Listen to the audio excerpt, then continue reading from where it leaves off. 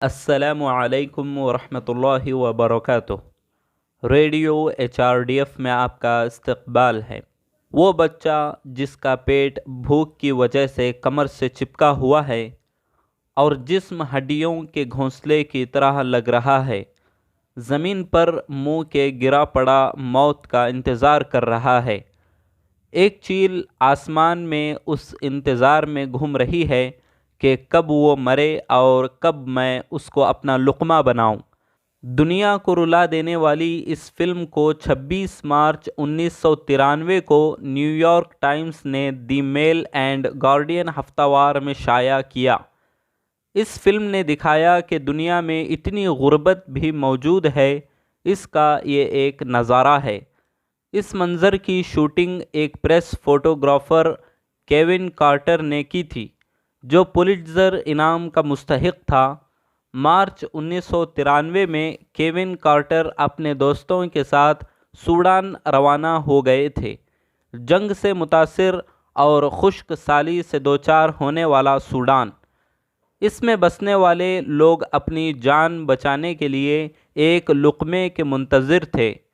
کھانے کے بغیر ہزاروں افراد ہلاک ہو رہے تھے۔ اقوام متحدہ کے متاثرین کے امدادی کیمپ بھرے پڑے تھے۔ ایسے انسان جو دھنسے ہوئے جسم اور بڑے پیٹ کے ساتھ گھوم رہے تھے۔ 23 مارچ کو کیون کارٹر نے غربت کی تصویروں کو کھینچنے کے لیے ایوارڈ گاؤں کا رخ کیا۔ اقوام متحدہ کے کیمپ کی طرف جاتے ہوئے وہ آہ و زاری کی آواز سنتے ہیں اور پیچھے مڑ کر دیکھتے ہیں۔ انہوں نے دیکھا کہ ایک ہڈیوں کے گھونسلے کی طرح جسم والی بچی زمین پر پڑی بھوک کی وجہ سے کراہ رہی تھی۔ اس وقت بچے کی کمر کے پیچھے ایک چیل آ کر بیٹھ جاتی ہے۔ ان دونوں کا ایک ہی مسئلہ تھا، وہ ہے بھوک۔ کیون کارٹر کا اندرونی فوٹوگرافر فوراً جاگ جاتا ہے۔ کیون ایک درخت کے پیچھے بیٹھ کر چیل کے پنکھ اٹھانے کے منظر کا انتظار کرتا ہے۔ وہ 20 منٹ انتظار کر کے وہ ایک بچے اور چیل کے منظر کی تصویر کھینچ کر اٹھتا ہے۔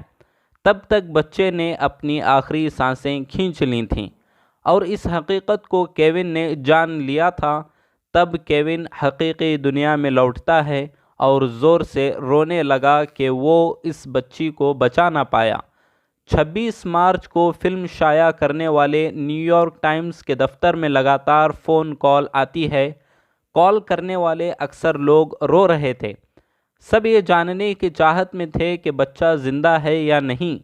دنیا بھر سے کیون پر لعنت کی ایک لہر جو بچے کو بچانے کی کوشش نہیں کی۔ کیون اپنے گناہ پر بہت زیادہ شرمندہ تھا۔ کیون نے فلم کے لیے پولیٹزر ایوارڈ حاصل کرنے سے پہلے ہی خودکشی کر لی۔